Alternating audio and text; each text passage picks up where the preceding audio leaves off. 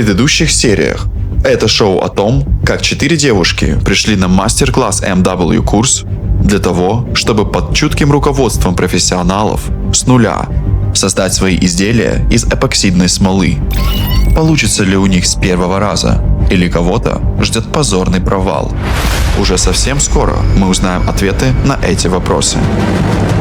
У девушек есть шанс научиться что-то делать из дерева? У нас много девушек приходит. Они нормально делают. Вот, например, что сделала девушка. Взяла вот такой пенек, вот. И вот такой получился у нее столик. Сама прям?